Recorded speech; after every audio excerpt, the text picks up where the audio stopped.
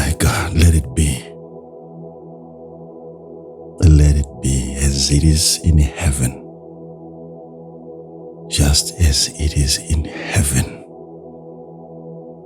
And let the earth cry out,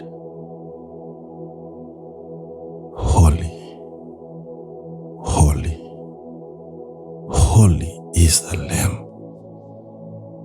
Holy is our God. As it is in heaven, so let it be on the earth. Oh, precious family, we are in an unusual moment. This is a defining moment. We may not all be able to detect the movements of God. We may not all have the grace to discern the heartbeat and the intentions of God. But it is important that we pay attention.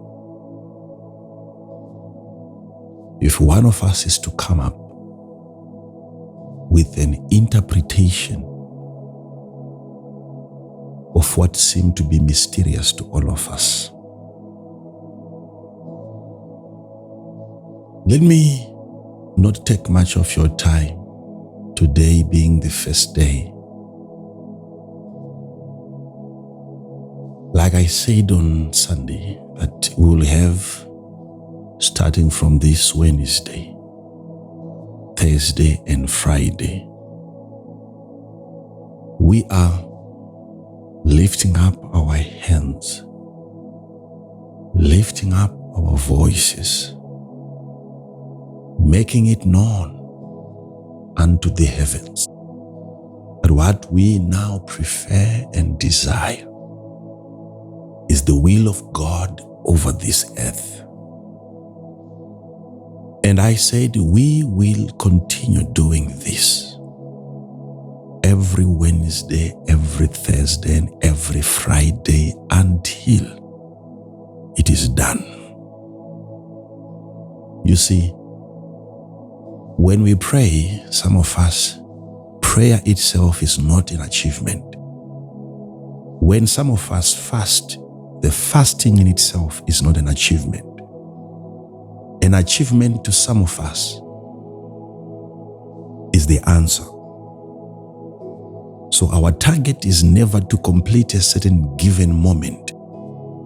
Our target is to see the results.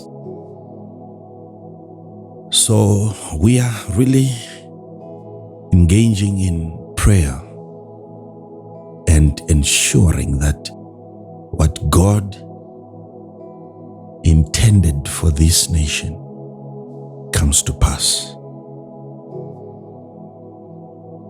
Now, starting this week, starting today, ending on Friday, and next Wednesday, I'm here again, Thursday and Friday as well. I guarantee you, if nothing else has worked before, watch this one. I'll give you just 2 scriptures today. I don't intend to spend much time here. We need to be praying. And I believe that you have been doing so since morning. Visiting your place of sacrifice, your place where prayers are being burnt as incense, your altar, your chosen place, your most important place, room in your house.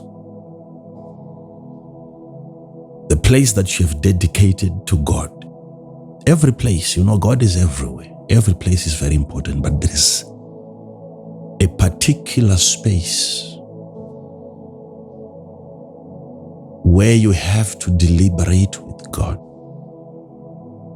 unlike any of the places, you separate one and then you dedicate that place and you visit that place and you talk to God from that place and He talks to you in that place. The altar. We are declaring the repairing of the altar of the Lord that has been destroyed in this nation of Zimbabwe. God's love for this nation is beyond what I can explain here. Words fail me to articulate His love for this nation. You may not see what we have, but you have to see the amount of attention that you get from other nations. As a nation, their focus on this nation is a revealer. It talks of things that you cannot see. The heart of God is here. You are loved by God and you are needed by God. Now, I've said this before. I really want to help some of you people listening to me tonight. If the prayer that Jesus said to His disciples they should pray, Our Father, which art in heaven, hallowed be thy name, and thy kingdom come, and thy will be done on earth as it is in heaven. If that prayer is to be done properly, and if God is to answer that kind of a prayer, the prayer that talks about the will of God being done on the earth as it is in heaven, as it is in heaven, as it is in heaven, if that prayer is to be answered, what do you think happens to the earth? If such a prayer is to be raised before God the right way, and if God is to answer the prayer that says, let your will be done on earth exactly as it is in heaven, what do you think will become of the earth? Suddenly, it ceases to be earth. Its name is changed. You now have heaven, part 2. This become a duplication of heaven.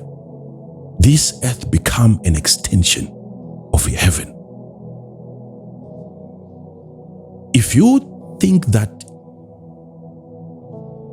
such an occurrence is impossible, then why would Jesus ask His followers to raise such a prayer?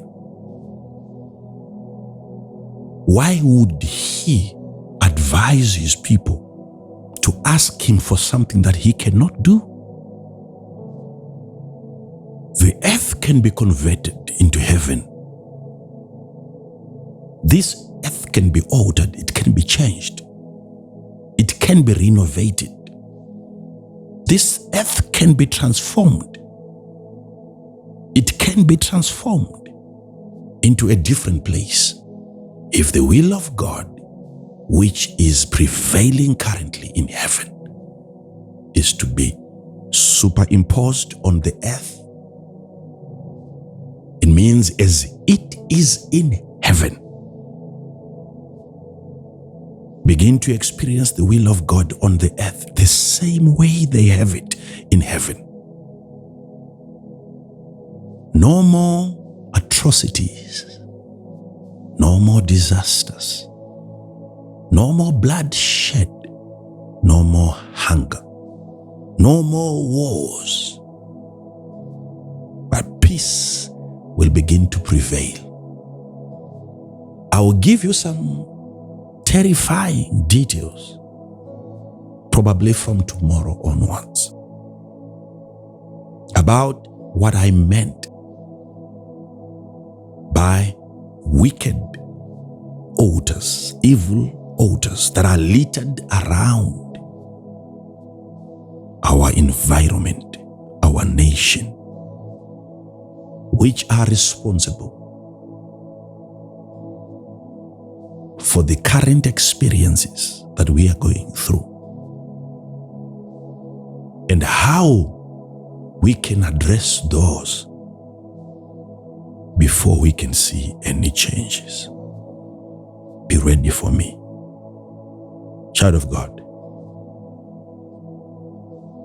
hear me. He said that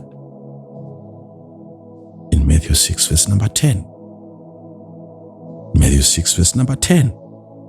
Thy kingdom come, and thy will be done in earth as it is in heaven. In earth as it is in heaven. You cannot pray such kind of a prayer if you have got no idea, if you have never peeped into heaven to see how it is in the heavens. Not everyone can pray that prayer. It must be somebody who has seen the will of God, not on the earth, but in heaven. See the will of God in heaven first, and then you can pray for anything else. Who can pray such kind of a prayer if you are not aware of the will of God prevailing in heaven? This is a prayer for those that have once visited heaven and they have seen it. This is a prayer by those that have once had somebody like Jesus who came from there, telling them that there is a difference between this place, earth, and the heaven where I'm coming from. Pray that you have the same things happening in heaven happen also here. It's either you have to go to heaven and see the will of God, or hear from somebody who came from there. Jesus said, as it is, you pray that you have it here as well. And he went on to talk about the daily bread. Give us this day our daily bread. The daily bread, daily provision, the hand of God in the economy. It is our Father that hands us the bread for each day. It is God's responsibility to give us sufficient daily supplies. It is our Father which is in heaven. That comes from heaven. Bread comes from heaven. When it is raining, it's not water that is coming from here. It is bread coming from heaven. No one can give that to you. It is our Father in heaven that gives us daily bread. Give us this day our daily bread. If it is not given by God, politicians cannot give that to you. They will only hand over to you what has been given from above.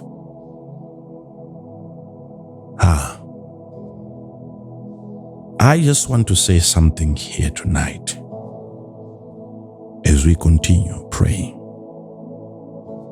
As we continue praying. In 2 Chronicles chapter 7, verse number 12. 2 Chronicles 7:12. And the Lord appeared to Solomon by night. He's a God that appears. Know that. Know that. Know that. He enjoys appearing to his people. He enjoys being an experience. He enjoys becoming an encounter to some people. And the Lord God appeared to Solomon by night. Not only did God appear, he said unto him, I have heard thy prayer. So throughout the prayer, God did not respond. Throughout the prayer, God did not answer. There was no shaking, no response. He waited until Solomon had finished praying, completed his prayer, that he then visited him in the night. Not when Solomon was still praying, after he was done praying. So never give up. He may not answer you during prayer. When you are done and you plunge into your darkest moment, the night, and here comes the Lord. After the prayer, you may get into a worse situation. But it is during that worst situation that God visits you as a nation. And he comes and he said, I heard you when you prayed. I heard your prayers. Notice that God did not say, I hear you. He said, I heard your prayer. Meaning, he had prayed, and at this particular moment, he's no longer praying. And God is saying, I heard your prayer. Past tense, when you prayed, and it seemed as though I never responded. I had heard you. And now I'm coming when it is dark. I am coming when it is dark. Zimbabweans, listen to me. In this, your darkest moment, when there is no physical light, power is gone. In your darkest moment, the people that walked in darkness have seen a great light. God chooses to visit his people in this darkest moment. In Egypt, he said, this night, when it was dark, I walked through the land of Egypt, and I would execute my judgment over the gods of this land. It was during the night. Whilst they were waiting for the bridegroom to come, in the middle of the night, he appeared.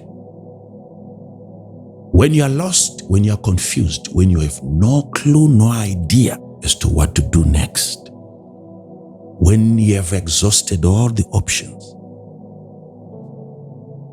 here comes Jesus.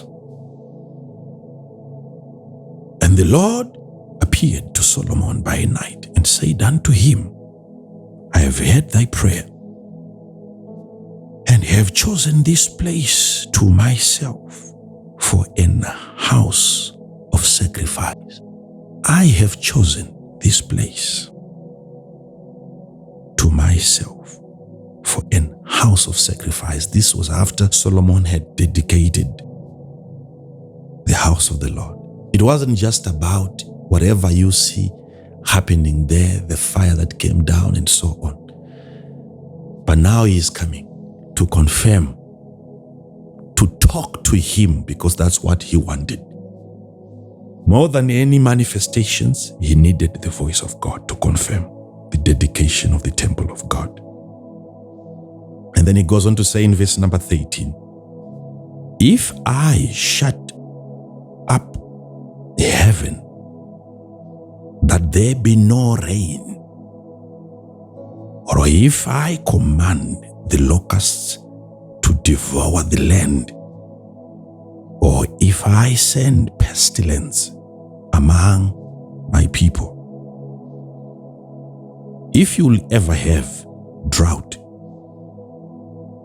if you'll ever have locusts coming to devour the land, if you're going to have pestilences, if you'll have diseases and infections and viruses that you fail to treat, if that is to happen, then verse number 14, if my people, which are called by my name, shall humble themselves.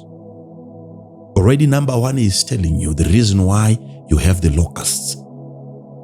The reason why you have droughts is telling you the reason why you have diseases that you're failing to treat and to control. He tells you the number one cause, pride.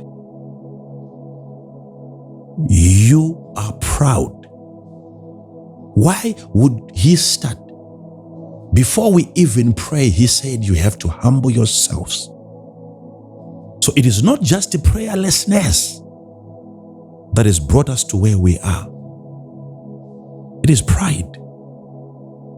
Thinking that we can do this alone. Pushing God out of the picture and believing that we can provide our own daily bread without God's involvement. Pride. If they are to humble themselves, if they are to humble themselves and pray and seek my face and turn from their wicked ways, then will I hear from heaven and will forgive their sin. That's what I will do, number one. After hearing them from heaven, I will forgive their sins. And the last thing that I will do is I will heal their land. I will heal their land. The nation is sick. The nation is on the deathbed. The healing power of God and the resurrection grace is needed so desperately by this nation of Zimbabwe. And he is saying, if my people, so this call, I'm not inviting everyone. No, that's not what the scripture is saying. The scripture is not saying, if people shall humble themselves. They are those allowed to be proud. And God doesn't confront them. God doesn't rebuke them for being proud. They have the license to be proud. God did not say if people are to pray. No, he said, if my people, if there is a condition, if it means his people can choose not to humble themselves. If it's a condition, it means his people can choose not to pray. But if my people, he didn't say all the people, my people who are called by my name, his name is Christ, and who are called by his name, the Christians. Christ is one. Christians are many. They are being called by his name. The people of God. If my people, it doesn't matter they are 2 or 3, as long as they are my people, if they are to humble themselves and pray and seek my face and turn from their wicked ways. These are God's people who are walking in their wicked ways. They know God, they are born again. But I'll explain to you the wickedness of the ways, how wicked these people are, though they are being called by the name of the Lord. But if they are to pray, and I will hear from heaven, and I will forgive their sin, and I will heal their land. So the few that are listening to me, that are God's people, if they are to humble themselves and they are to pray, God is ready to listen. And there is a divine visitation. The Lord himself is coming, visiting this land, and very, very fast and very swift. What he will do will amaze a lot. There is a lot that I want to deal with beyond that verse. There is a lot, but I don't want to take much time. Today is just the beginning. Today is just the beginning. If we are to pray, if we are to pray, this is what is going to happen. The healing of the land. If you want to complain, go ahead and complain. It's up to you. You have done it before, you have tried it before. Show me the results. The problem with people when they are hungry is that when they finally are given the lasting solution, they smear at that. They act as though they've tried it before. It's like they have once prayed before. It's as though they've once humbled themselves before, and it never worked. You tell them that complaining and insulting each other will not help. They will start insulting you, as if you're stopping them from doing something that has once worked. You've been complaining for how long? Assess the impact of your complaints. Israel, that made them to go for 40 years in the wilderness. And the reason was murmuring, complaining, not praying, complaining. God does not respond to complaints. He responds to prayer, humility. You can accuse as many people as you want until you accuse yourself. It is time that you present yourself before God. And then you raise this case, place it before God. And let's watch as the daily bread comes from our Father. I'm not trying to comfort the people here. No. What I'm saying here, it may sound to be very, very common. It's not common at all. Because I'm coming to you because of an instruction that came to me. I have the heavens backing me up right now. The Lord himself is behind these 3 days in a week. He is up to something. Imagine that God has a will that is prevailing in heaven. And he is not saying, because I'm God, I will impose my will on the earth. No, he says, let those people on the earth give me permission to introduce my will upon their space, upon their environment. I need permission. This is what we are doing. As simple as that. Giving God permission. He needs that from us. He gave dominion to men over the earth. And he comes, he makes suggestions. If you want me to participate in your affairs, give me permission. That's what the Bible declares concerning the works of my hands. God says, command ye me.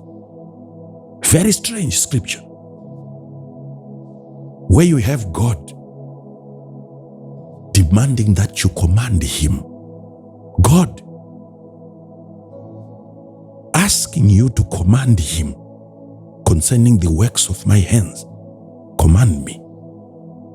Come on. This is amazing. We are repairing the altar of the Lord.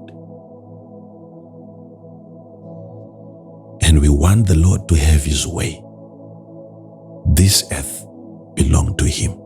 This nation is his. He is the ruler. He is the King of Kings.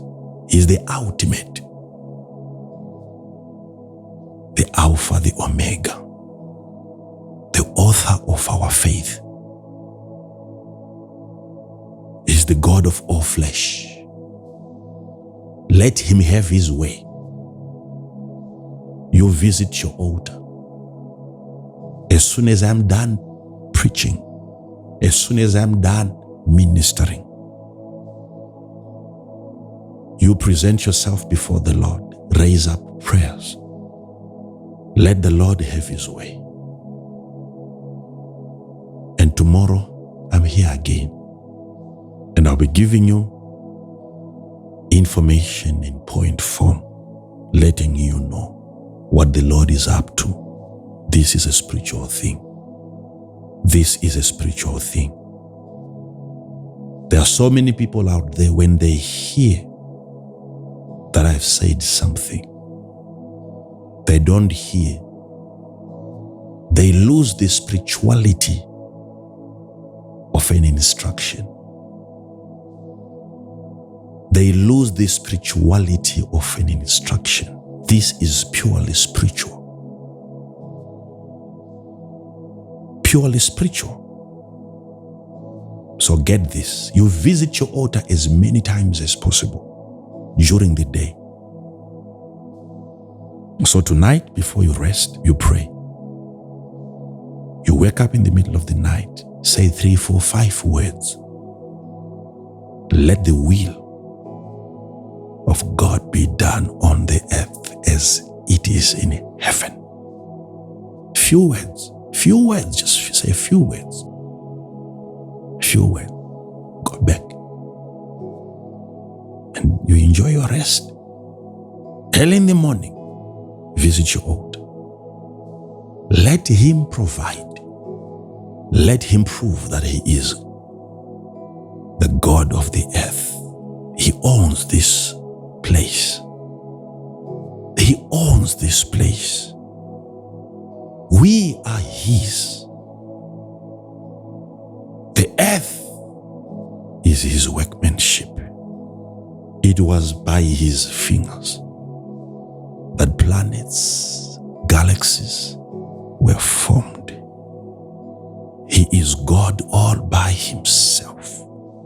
He stands alone. He is so powerful. Let his will be done. When we pray, the healing of this land will begin to manifest. And nations will watch. They will come again as they are coming to the hospital during that visiting hour to see the patient called Zimbabwe. And they will find her missing on the bed. She's up. She's walking for the first time.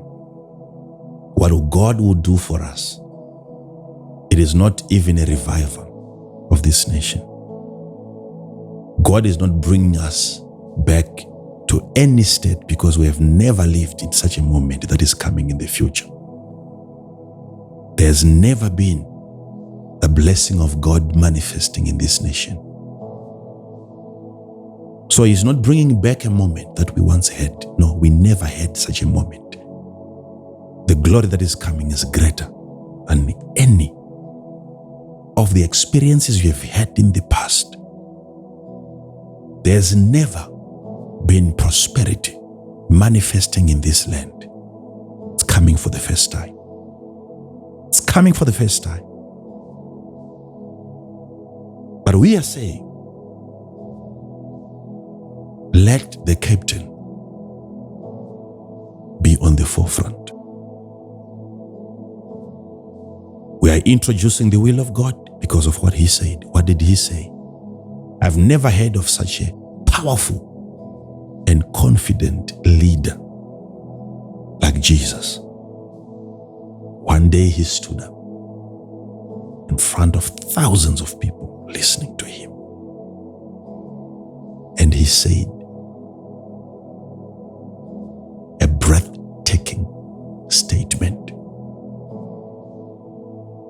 Without me, you can do nothing. Take him seriously.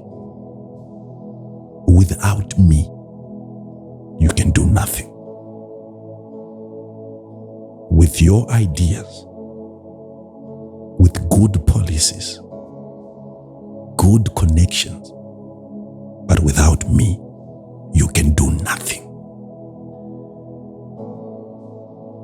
If we are serious about doing something, then we have to have him. Because without him, there's nothing else we can do. There's nothing else we can do. He's needed. He's needed. He is that first and last ingredient in everything that we are doing now. Let him have his way. And tomorrow, I will present information before you so that you know where we are and where we are going. Till then, let the grace of God prevail. And let the hand of God touch your mouth, touch your mind, and let him give you what to pray for. Let the Spirit of God in you intercede. Let him talk to God, for he knows the will of God. You have the grace of God. As you speak, as you talk to him, he is very, very attentive. God is listening to you right now. As you talk to him, he will hear you. And after hearing you, during the night, the Lord himself will pay us a visit. And he will say, I've come because of the prayers that you have raised. Child of God, the time is now. I love you.